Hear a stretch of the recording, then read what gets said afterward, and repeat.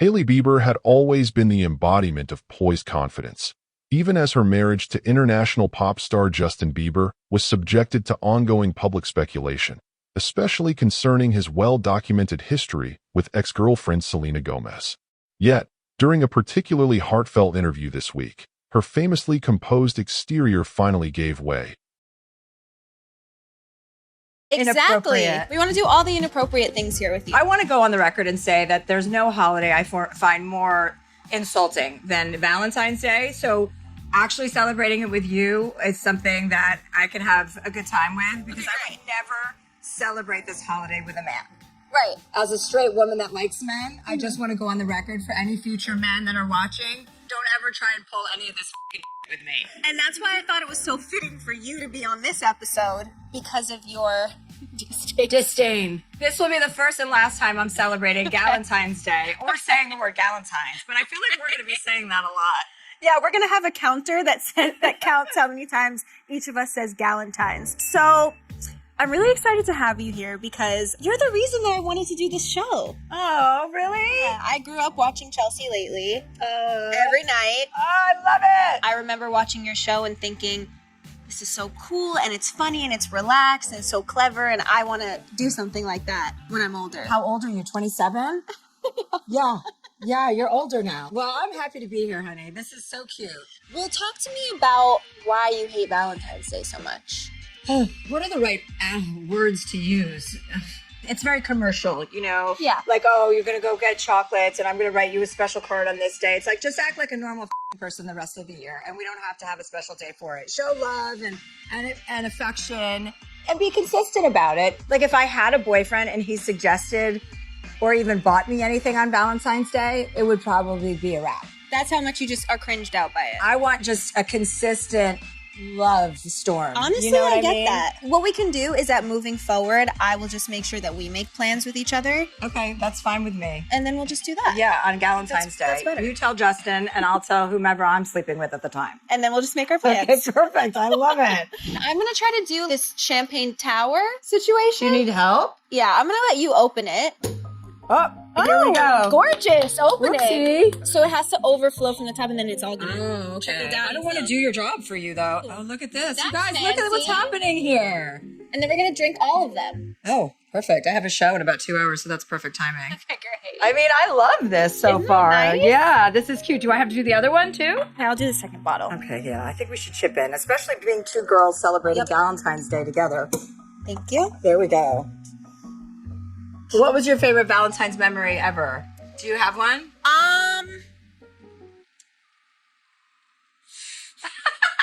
Been married for 5 years, can barely even think of it. Oh no, she's 27 and she's been married for 5 years and you're already over Valentine's Day. Cheers. Cheers.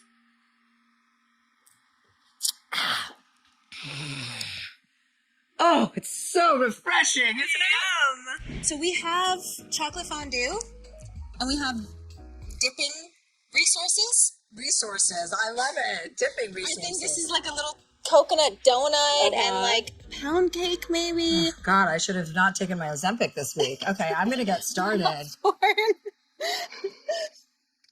I'm going to dip a potato chip in chocolate because I've never had that It's kind of probably combo. so good.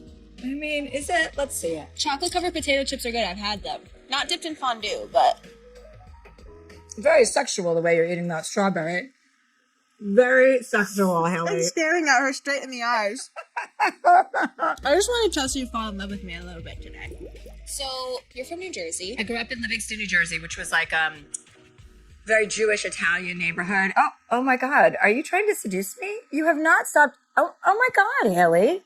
This is a professional. I came for an interview, okay? Sorry. And you're married. No. This is embarrassing for you. I'm so sorry.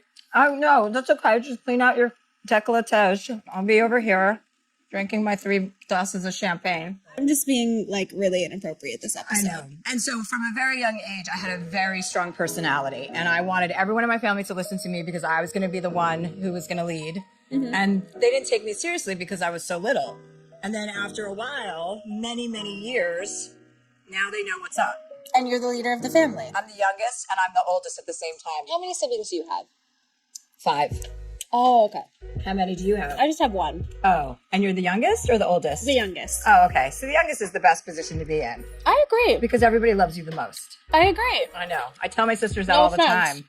No offense to anyone. I mean, it's not their fault they're not the youngest. I do wish I had more siblings. I always thought that a lot of siblings would be really fun. My dad's one of 6. Oh, yeah. Your dad comes from a big family. It is fun because then there's a lot of action. Did you drop anything else? No, it's Okay. fine. I'm not, I mean, if you want me to come over there and help you, I will, but I just think it's really inappropriate. You know what I mean? Sorry. I had a great time with my family because it was just so much fun to have all that action around.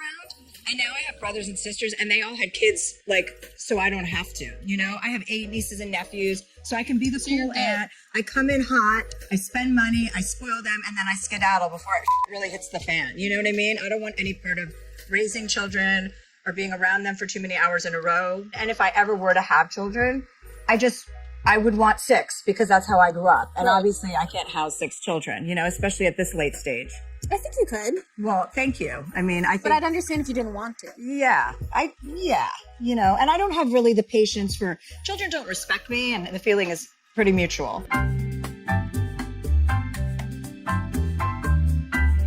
Or when people say, like, someone went through their life and they didn't have kids, and they're like, oh, that's so sad. She didn't have kids. Yeah, you're going to die alone. It's like, It's like- I hope so. I hope I do die alone, by the way. I'm not trying to drag a bunch of other... Please give me my space. Yeah, bring a bunch of my children down with me. I mean, that's depressing. Do you think you're going to come back? I hope not. You know, I mean, I feel like I'm a Pisces, and they say, as a Pisces, what sign are you? I'm a Sagittarius, but my husband's a Pisces. Oh, okay. Pisces men and women are very different, I think, know. because I have a Pisces brother-in-law, and I don't know what he's talking about half the time. But they say Pisces is your last life. And I'm not huge into... Sad. No, we're happy. Or great. Or the wisest of your years, and you get to live a million lives in one, you know? Yeah. And that's how I feel. I feel like I've had a really, really full life, and if this were the last time, I would just like to call it and be like, I'm good. I think I agree with that. Like, life is long. Life, people are always like, life is too short. I'm like, I Life is disagree. long. It keeps on going and going and going. Sometimes it feels short. I think sometimes time flies. Like when you say, oh my gosh, time flies. Well, you know when time flies is when you have children, because then you have a direct reflection of how old you are because of how quickly they grow up. Mm-hmm. So another reason to not have children, even though I know you're going to have them. I am So gonna have them, congratulations but beforehand. I just want to say I fully Thank you. support your decision. I know I'm like someone who talks a lot about like being in a relationship, but Yeah. I also really do celebrate and love the independence of women because I also feel like a very independent individual. Yeah. You've written a lot of books that have a lot to do with that as well. Yeah, I'm writing a new book right now that has a lot to do with that. But I think that even when you are partnered with somebody, regardless of how big their light is, you are still 2 separate people and you have your separate lives. You don't ever want to lose your identity as a person. You know, you want to remain strong in who you are. And also as an example to other women. Yeah. Because anyone in the public eye, I feel like has a responsibility to be an example of, you know, whomever they're the biggest advocates for. And for me, that's for women. I feel like I'm here for women. There's a lot of joyfulness and togetherness that comes from being in a relationship and being in a partnership. I'm never poo-pooing on that. I want people to be proud of the situations that are in between relationships, or if you choose to be single. So yeah, cheers to that. Cheers to that. Cheers to Love. Valentine's Day. Cheers to Galentine's Day. Where's the Galentine's meter? How many times have we said it? Not enough. It'll never be enough. You talk a lot about mental health, which is a subject that I enjoy because I feel like social media is the craziest thing for your mental health. Oh of yeah. all time. I put a limit on my phone, but then it says, do you want to ignore limit? And you're like, yes. I'm like, yes. And then like for the entire day, I'm like, yes. I went to therapy for about 2 years, really intensive therapy. When I turned 40, I was like, you're a bitch, and you need to find out why you're such a bitch, you know? Because it wasn't like funny anymore. It was getting angry. And it was the best gift I ever gave myself because it gives you the gift of self-awareness. Like you realize not everybody needs that kind of interaction, and it's not your job to be that person all the time. And I can't even express enough. There are not enough words in the English language to describe how much happier I am as a person after having gone through 2 years of ugly crying in therapy. Like, you know, embarrassed to be vulnerable, scared to be vulnerable, like looking at my therapist like, he's not going to make me cry today. You're not going to do it. You're not going to do it. It's like, just relax. What's your problem? Yeah. You know, I look back at myself at that person now and I'm like, oh, poor baby. Like, you were so scared. Yeah. It's been the happiest I've ever been was after therapy. And I think that everybody has to find their own thing that works for them as well. Like one thing may work for you that doesn't work for me, and like every single person in this room, vice versa. But I do think that we have the ability to change our thoughts and change our minds and change our patterns. And I like that. Yeah, for sure. Change our thoughts. Yeah. Yes. Our thoughts, our own thoughts that we give ourselves are the most toxic things that we do to ourselves. Absolutely. Because we all have that voice in our head, but sometimes we confuse that with thinking that's our real voice, and it's not. And you don't have to pretend that voice isn't happening, because it is, but you have to acknowledge that that's not who you are. That's just like your kind of shadow self, you know? Exactly. Those are the bad thoughts. For the first time, Hailey Hailey confronted the public narrative that persists in connecting Justin with Selena, despite their relationship having ended almost a decade ago. She expressed that if Justin was in any way burdened by his past, she would not pretend it was easy on her. But she also emphasized that there is an aspect to their marriage the public cannot see. She described herself as Justin's peace, the place where he truly feels safe. Curious to know more? Subscribe now for more inside stories. Hailey began to open up about their daily life, revealing that behind every news headline and speculative tweet is a real relationship forged not in the shadow of someone else, but built on their own endurance, patience, and the kind of unspoken strength that comes with being fully recognized by each other. For years, the world and social media have obsessed over the so-called Selena era, that on-again, off-again pop culture romance between Justin and Selena from 2011 to just before Justin's marriage to Hailey in 2018, fueling endless drama, chart-topping songs, and heartbreak among millions of fans. The wedding to Hailey, then known as Hailey Baldwin, was predicted by many to put an end to all the speculation surrounding their respective love lives. But the truth was, scrutiny intensified.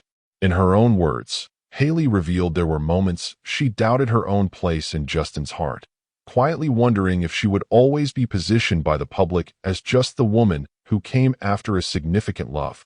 Hailey alluded to numerous sleepless nights, silent tears, and tremendous efforts required to build something authentic while constantly being compared to memories of someone else. Speaking honestly, Hailey shared that living under a microscope became even more exhausting when she realized that social media allowed narratives to spiral far beyond their control. Both she and Justin have previously talked about the toll that online harassment has taken on their mental health, most of it due to unfavorable comparisons with Selena. Hailey mentioned how some people acted as though she had stolen Justin from someone else, but she gently pointed out that love cannot be stolen.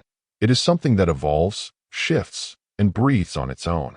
She also explained that external observers often misinterpret Justin's openness and vulnerability as longing for the past, when in truth, his past experiences are what shaped him into the person she fell for. She is the one who shares his mornings, knows how to soothe his anxiety, and holds him through nightmares, which are details of daily life no photograph can ever convey. Interested in more exclusive content? Hit subscribe.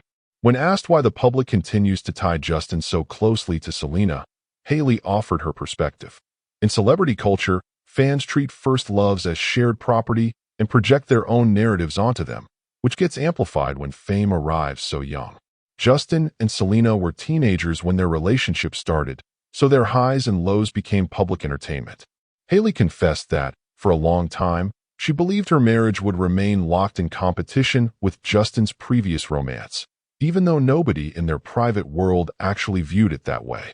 She admitted that the only true competition is with herself, to be the best partner possible for Justin, to focus on loving what is real rather than fighting the specters of the past. She described their actual relationship as ordinary yet beautiful in its own way, made up of simple, everyday moments like lazy mornings and spontaneous kitchen dancing, rituals that create their own sense of belonging and joy, not designed for a public audience. Their laughter and shared dreams, Hailey said, could never be replaced or adequately depicted by the stories people circulated online. Hailey made it clear that she honors Justin's history, including Selena's role in it, and that she has met Selena herself, finding there to be genuine peace rather than rivalry. She commented that people crave dramatic stories, seeking ugliness and conflict, but that sometimes, real life brings nothing but acceptance. Hailey recounted a particularly difficult period when the burdens of online hate and endless gossip about Selena nearly overwhelmed their marriage. She confided that the intrusion was almost too much, opening up about moments of crisis where she feared the relationship might not survive. In those lowest hours, Hailey described how Justin's simple words, that with her, he was home, helped bring everything into perspective.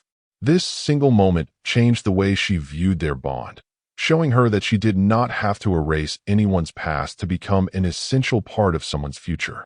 At another key point in the interview, Hailey discussed how the public often assumes celebrity marriages are easy or effortless because of fame and fortune, but she described marriage as hard work, rooted in the daily choice to commit to one another, especially when it feels like the entire world is against you. She credits therapy and faith as central to their success, teaching them how to communicate honestly, forgive each other, and work through the baggage both brought into the relationship.